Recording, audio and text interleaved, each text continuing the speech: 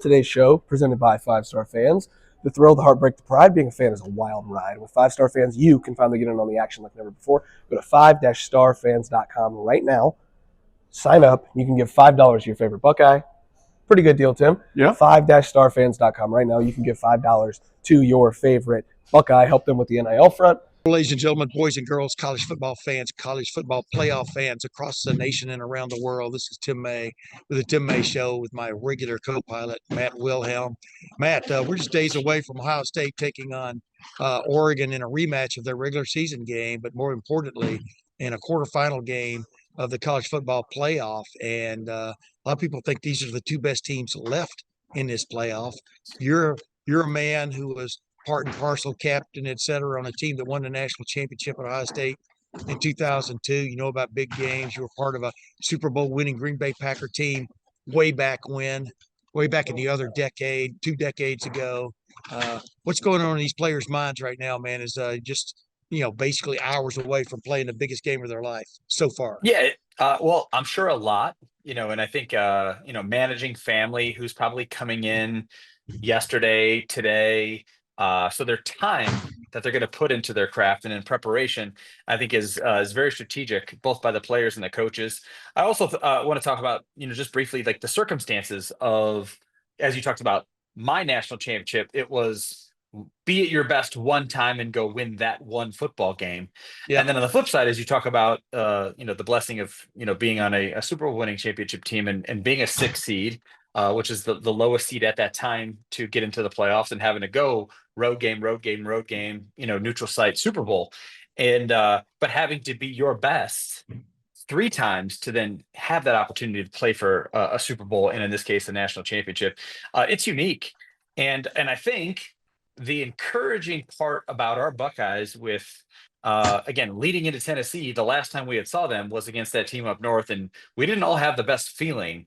And there were a lot of words coming out of Columbus. There were a lot of words coming out of, the players and coaches' mouths about what that game was, or and how it affects them, who they are now, weeks removed from it, and then the performance. And I think, we talked about it a couple of times in 2 shows in between the Michigan game and that Tennessee game. And Yeah. I think as we talked about after the fact, if that football team shows up, the explosive, loose, angry, aggressive, both coach and player setup, I don't want to say there's no way we lose to Oregon, but that's a team that, again, makes us the scariest football team left in this tournament. And I said that after Tennessee. I said it again. I still feel the same way. And that's what's rumbling in these guys, because anytime there's more than 7 days, between games, which kind of knocks you just a little bit off schedule, your body and your mind are just ready to play. You're trying to put the excitement and the nervous and the anxiety and the stresses that comes from the game planning and like learning your opponent. At some point, you can't watch any more film. And at some point, running that same route that you've run X amount of times in those 10 or 11 days, plus you probably have run it throughout the football season, you can't run it anymore. You're ready to go do it when it matters. And I think that's what's exciting about this is the last time that we saw our Buckeyes, they looked like the number 1 team, in college football. And in this case, they get to prove it against a team that is the number 1 football team in college football and had beaten us by a point, on their football field a few months ago. It's really funny because we had a big mass as we're recording.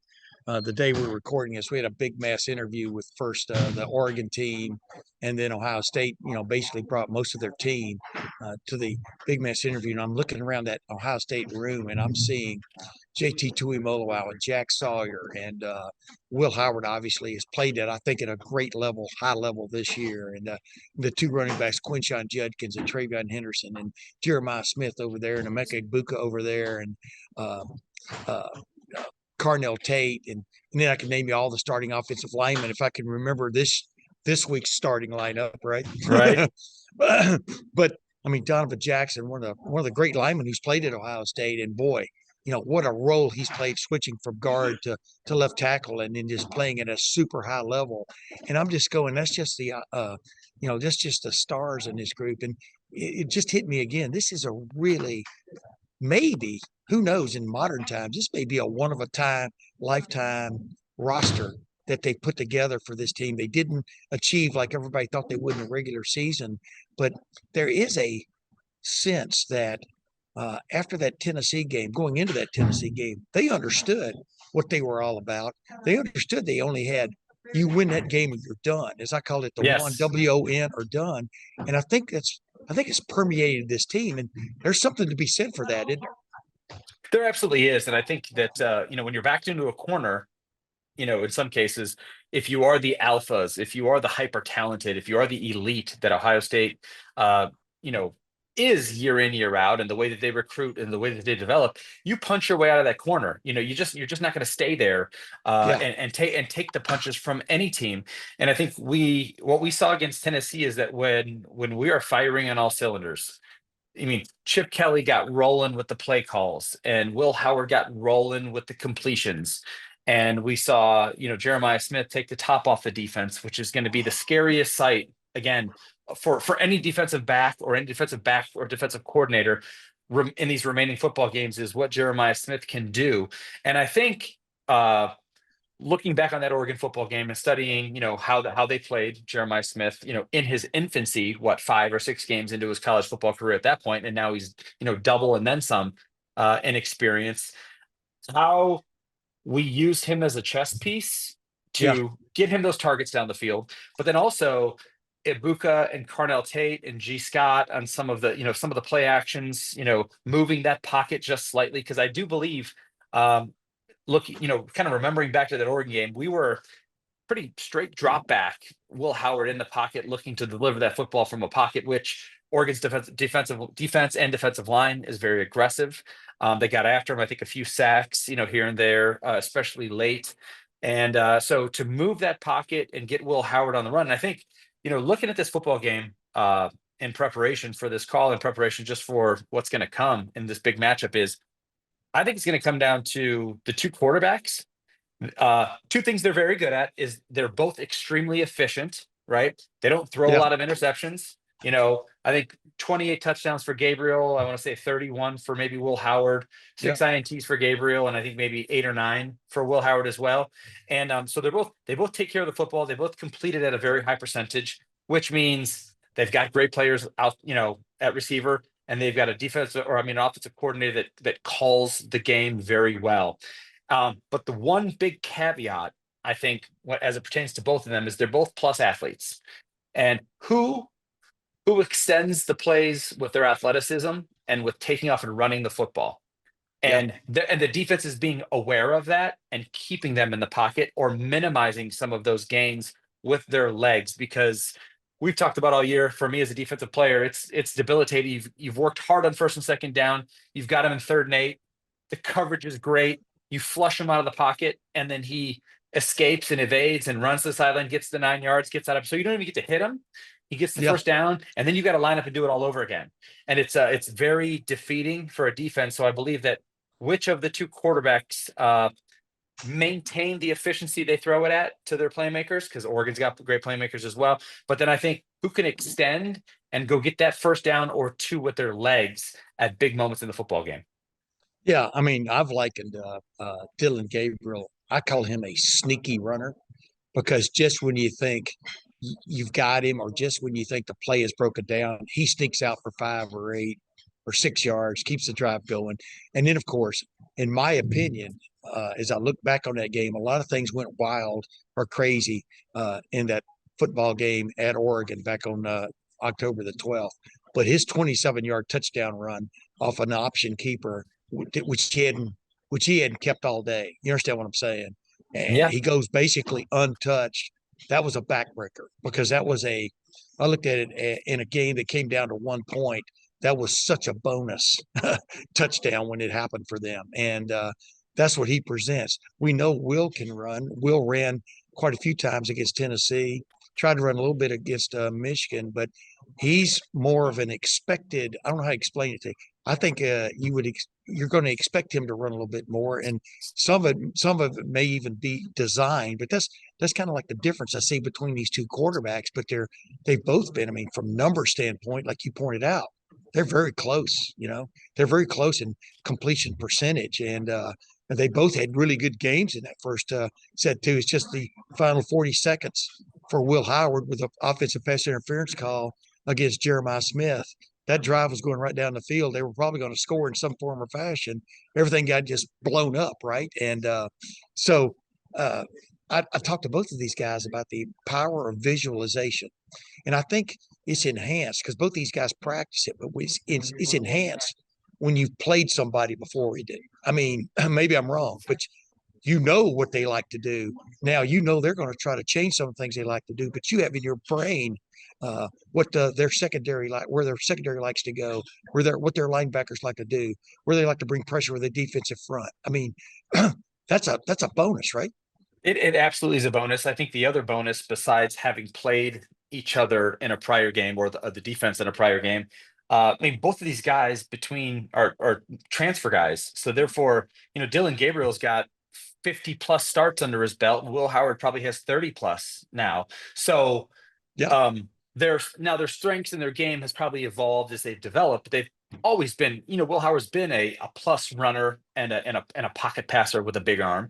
And Dylan Yes. Gabriel's been that hyper athletic quarterback who can, throw on the run, but also can stand in the pocket and throw. But as an undersized guy, they like to move him around because he's such a great athlete. So they've seen, in their careers, my point, a lot of different looks, a lot of different stunts, coordinators attempting to keep them in the pocket or maybe attack their throwing arm, which makes them flush to their, away from where they want to flush Yeah. or escape and then throw across their body. But they've been there and done that. And I think that's one thing that I'm sure Ohio State, not only looking back on our football game, but the games maybe since and the defensive coordinator's approach.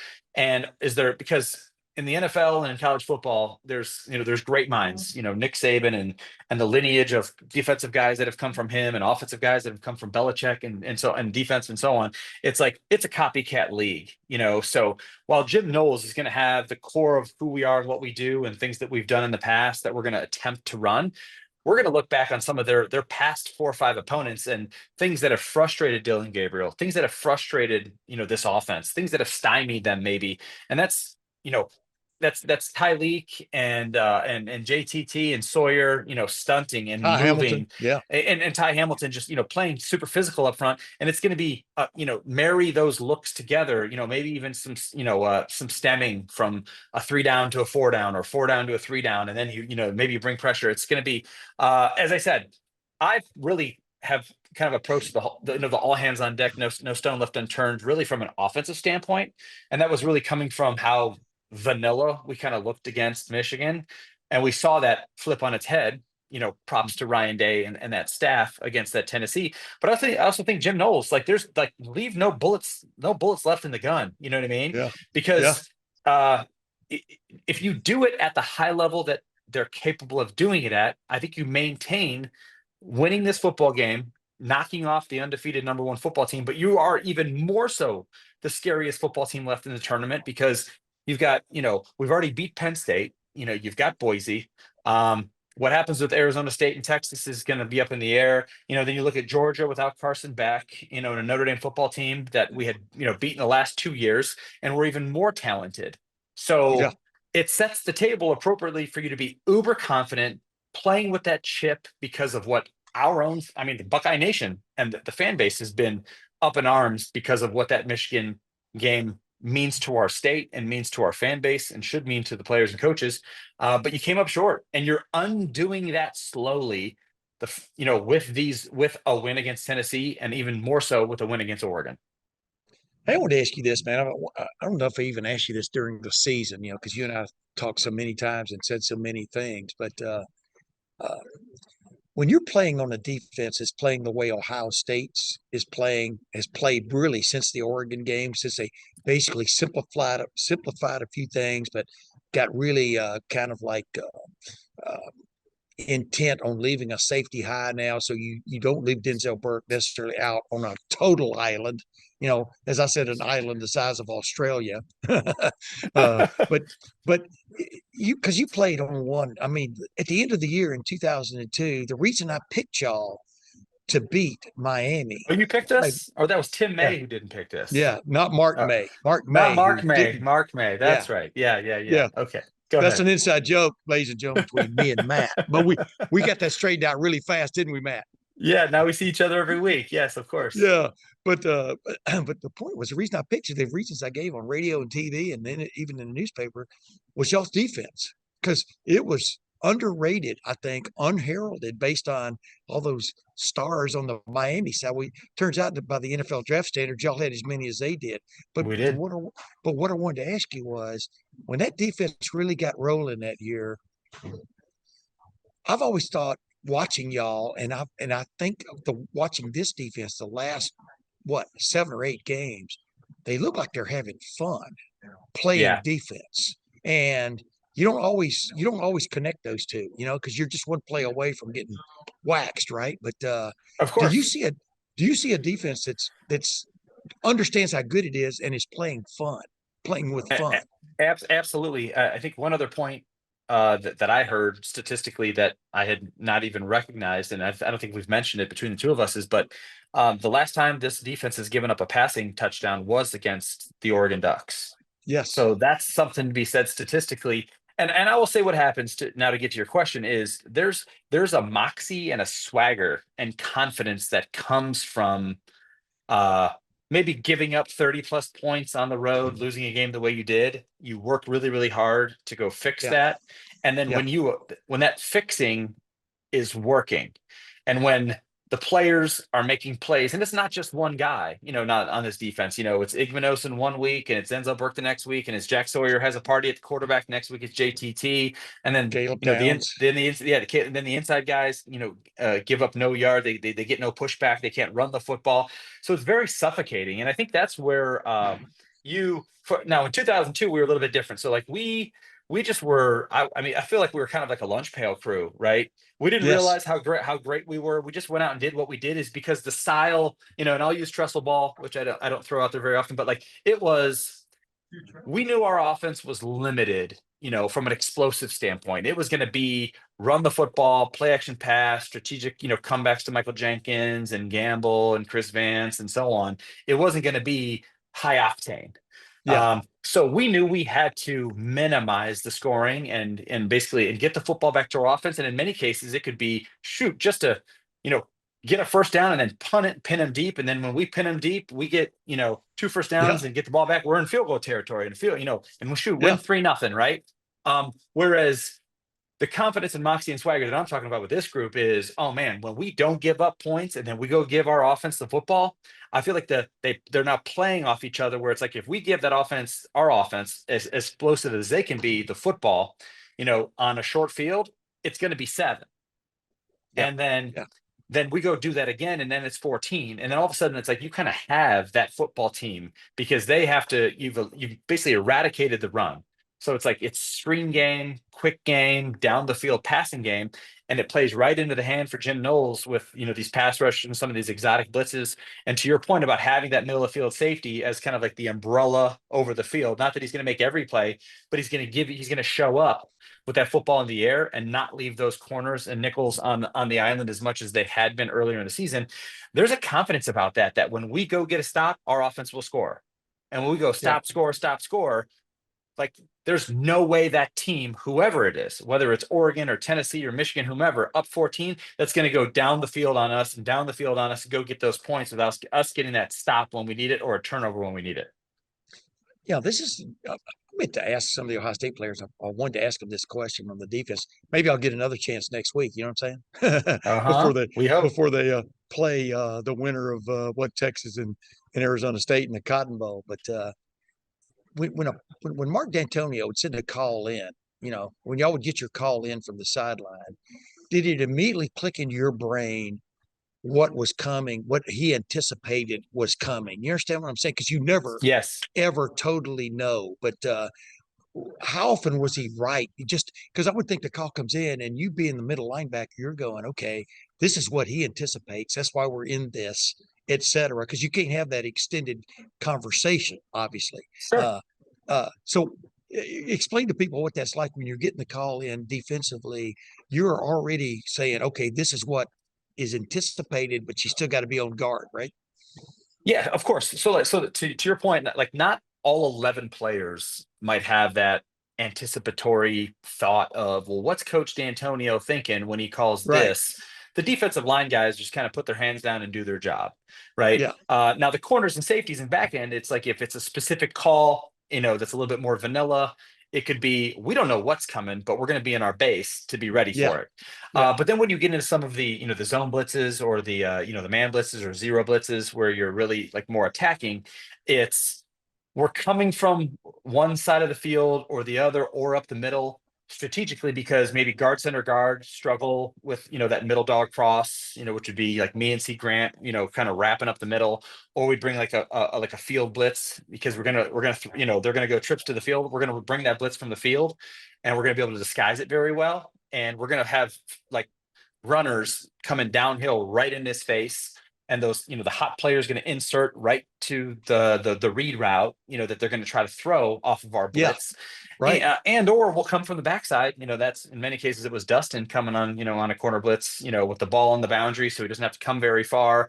And the quarterback, at least at that juncture, and they're so much further along now in their development, but a corner's not going to look into the boundary into the single and throw hot into the boundary. He's going to look to throw to the field, and that's where we're loaded. We're weak where the blitz is coming from. So there's just and for me, the one gift that I had to be very quick about it is me having that ankle surgery between my junior year and my senior year, that ankle reconstruction, spending 6 weeks in a boot and missing spring ball. It allowed me as a player and as a leader and as the Mike linebacker to just learn football. And I mean, I'm talking like that advanced calculus, Mark D'Antonio level of football and it allowed me to stand next to him, not in shoulder pads and a helmet, and go, well, why'd you call that, coach? What did you see? What are you anticipating? Why on this down and distance and not this down and distance? And I'd have those candid conversations that could happen in spring ball. And like my football IQ, just grew to an immense level to the point where like I got to what you're asking, which is like I knew what D'Antonio, like he could go, Matt, you call the game. And I would go, without also having to make the plays, I could call that game and understand why and maybe miss because I'm just a 20-year-old, not a 50-year-old calling plays with that 30 years of football experience. But I could call a game and have a valid reason as to why I was anticipating run, and because on this down and distance on this hash. Based on our study, this is what they do, and I wanted to, bring that field blitz or that slant right to where they want to run the football. Okay, gotcha. Yeah. Okay, well then why'd you run coverage here? Well, we watched all week on 2nd and 12 plus. After a run for a negative gain, they're always going to be a drop back pass. That's what. And you start to, and I think that's with all these 3rd and 4th year guys starting on this defense. That's what you're getting. Like there's no surprises for these guys. And I think a second, year 2 in Jim Knowles' defense, they've taken a massive step on the intellectual side of, instead of the whole monkey see, monkey do, just because he called it and he told me to do it, I do it. It's now you not only do it, but you do it anticipating what you saw on film and what you practiced all week. When the offense comes to the line and they're in a formation you didn't, even though with their personnel, they're in a formation you didn't anticipate. How often do you remember changing? Like if there was a blitz call, A, B, C, or D, let's call them that instead of all the really crazy names y'all have for that stuff. How many times do you remember changing something on the field with C. Grant, and Robert Reynolds and those Sure. guys? I mean, So did it happen? not very often because the good defense, the really good defenses that are sound on all 3 levels, you can survive a down. So if they come out in something, all you just go back to your technique, you play your eye discipline and your proper footwork and proper alignment, and just go play that defense that's called against this look that you've never seen before, and you survive. Just don't give up the explosive, right? Don't give up the explosive. Don't give up the touchdown. Don't give up the chunk play, right? And just, okay, so it goes for 6 yards. You're like, phew, okay. But then you also know then at halftime or quarter break that they're going to come back to that again or have another level or layer off of that play, so that you survive the down many times. But then there's also like we used to call them like hands checks. And when you see guys, something happens on offense or in defense, everybody just starts shaking their hands, and that means everybody goes to the one blanket call. Everybody's playing one thing, because in some cases with so many shifts and motions and chess piecing, talented players around, you can just say every time Jeremiah Smith's lined up in the slot, we're going to hands check and we're going to go to cover 4. to make sure that there's a massive umbrella, because that's when he's going to take the top off the defense and they're going to try to go, or whatever it is, right? I'm using that as an example. That's a But great example. you hands check into something based on your film study, and it's just and again, it by itself is a blanket, all 11 on the same page, survive the down, and then, get back into the flow on the next play. Yeah.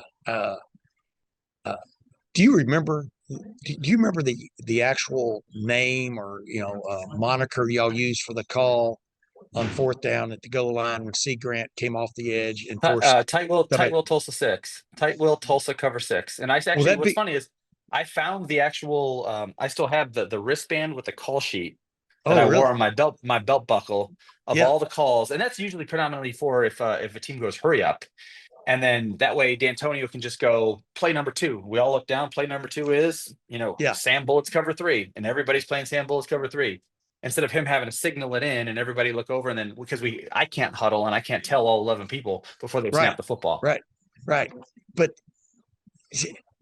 as you look back on that, you and I've talked a million times since then, heck, even right after the game and stuff. But was that literally as perfect a call in that moment? You understand this is the way it worked out, right? But go ahead. The gift about that call that not many people know, and actually I said this when I think maybe our 20-year reunion, and Coach Tress gave me some shit for recalling it as vividly as I do. But I think that what a lot of people don't know about that call is Walter Payton's son, Willis McGahee, had been knocked out of the game. Okay. Yeah.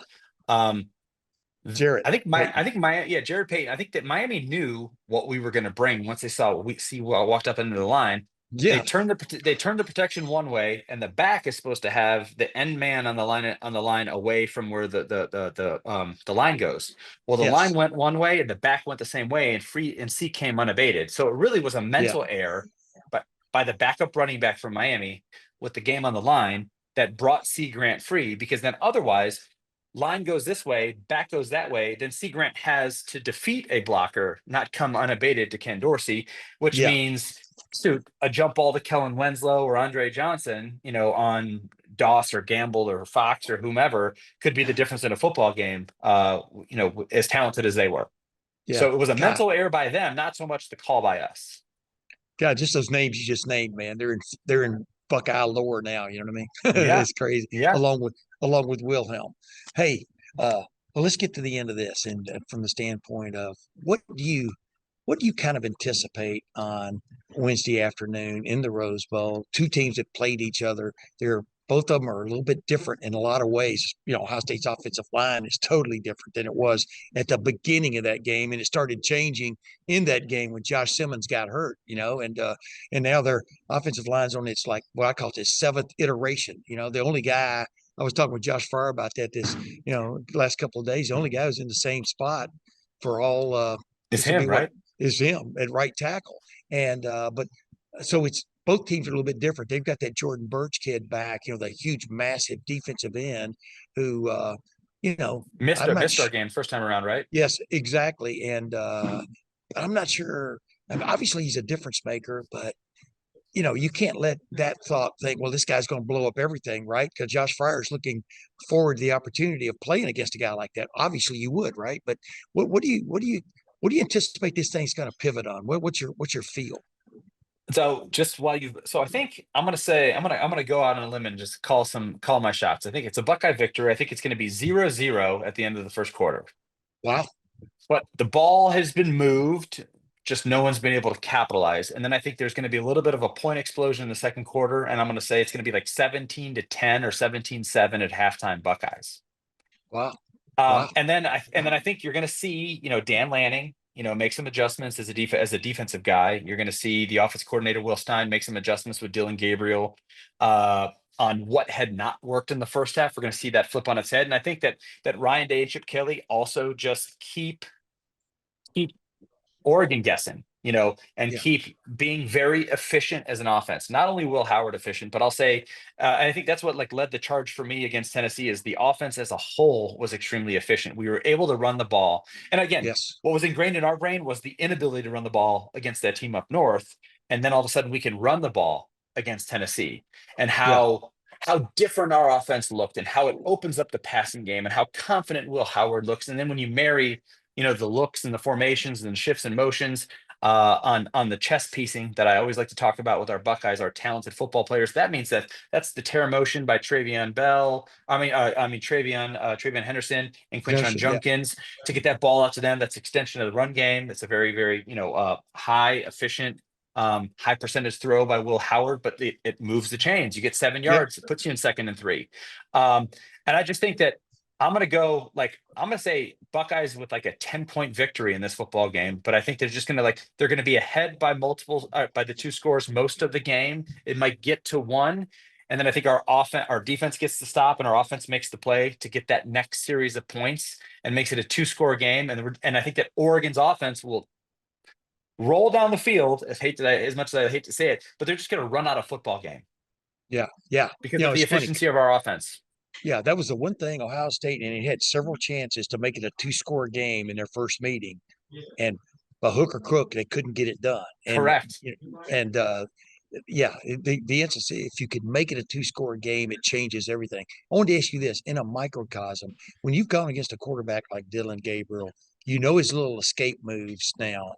But he's still really good, even if you know about it. But what is it as like Cody Simon and then those guys up front, and also Sonny Styles? But what do they have to? Do you always have to have that little nagging thought in the back of your head? But what if this guy takes off? You understand what I'm saying? Of course, absolutely. But does it change? Does it change your aggressiveness? At the outset. Go ahead. It actually does. It does.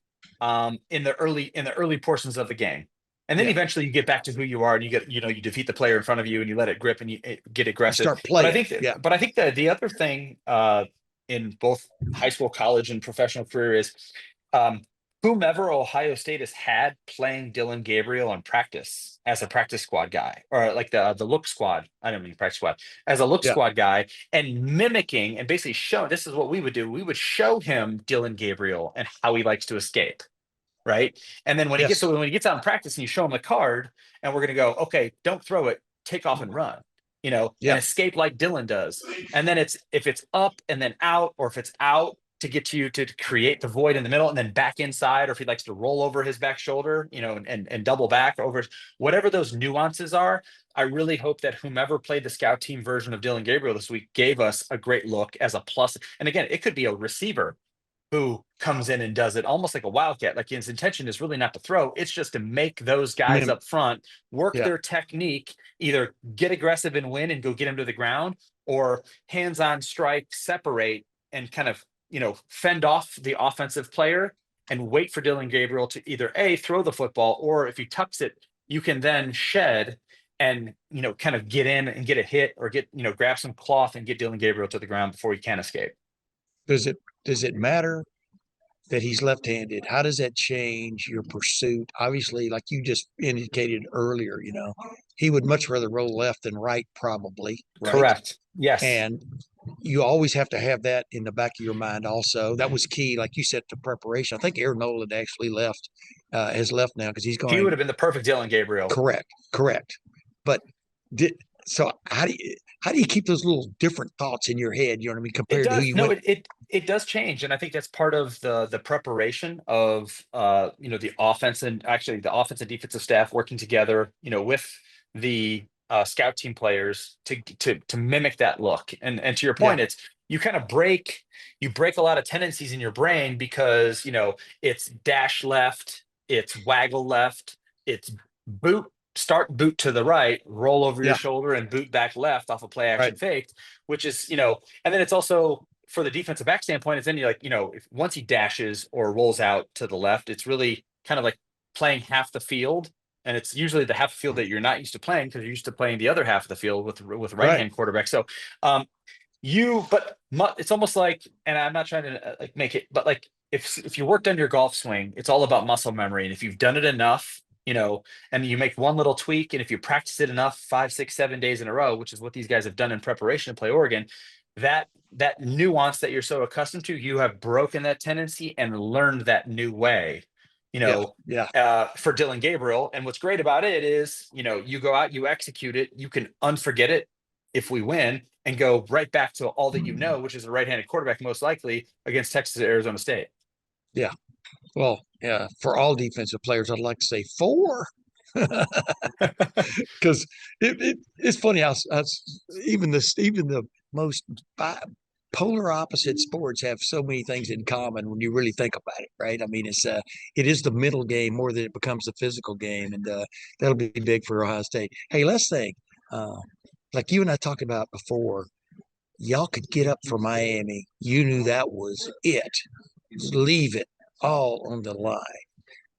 That's the way the approach has to be on Monday. Oh, excuse me, I'm getting the day wrong. On Wednesday afternoon for Ohio State, and if it does and it wins, you got to do that all over again. I mean, how crazy is this for a college football team? Do you think? I mean, obviously, there's been two. It's been 2 games to a championship the last 10 years. Now it's 4 games to a championship for Ohio State. Just you can't ever forget you got to play a game next week, can you? Correct. Well, you're not guaranteed anything if you don't take care of the business that's right in front of Correct. you. So I Correct. think that's the challenge, is like you don't.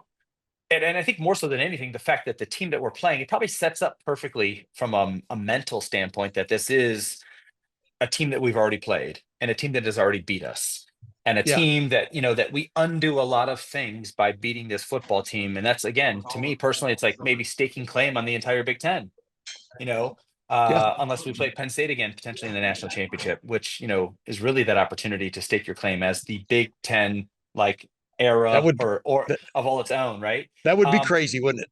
Yeah. it would be crazy, but it is possible. So I think that there are too many, like, honed in arrows pointing at Oregon. Uh, first year in the Big Ten, going undefeated, basically taking over your conference, I'll call it, if you're a Buckeye. Yeah. And the fact that they've beaten you, I think, I know I've seen just little clips of Will Howard talking about having that last play back, or last, I don't know, 2 plays back Yeah. from a sequencing standpoint, and undoing that. So there are enough motivating factors for you to have to go focus on this game before you think about ever playing a second one, because you're not guaranteed it. Because if you don't take care of business, it's non-existent, and you're going to be on the couch with you and I watching those football games. Well, there you go, ladies and gentlemen. Matt Wilhelm, who's won a Super Bowl, won a national championship. He's favoring Ohio State in this game. It's not a big surprise because he's got a big No. O. He's got a huge O tattooed on his chest, if you could actually see it. But hey, Matt, we're going to be back next week, one way or the other, man. Either wrapping things up or looking forward to the Cotton Bowl. But man, We're going to be looking forward. We gotta undo a Cotton Bowl woe too from last year against Missouri. Yeah. Ooh. I mean, this is the second chance. This is going to be known as a second chance mini season for Ohio State, getting a second final home game for the seniors, getting a second shot at Oregon, getting a second shot at the Cotton Bowl, where they were so embarrassed a year ago. And if they win there, getting to play in the Mercedes-Benz Dome again, where they came oh so close to beating Georgia 3 years ago. I mean, it's all right there in front of them. All they got to do is go win, right? It is. And those roses have looked beautiful behind your head the entire time, Tim. So it's set up perfectly for us today. I feel like I'm on a tournament of roses, a float right now. But, hey, Matt, I'll see you next week, man. And ladies and gentlemen, we'll see you then. And until then, thanks for joining us.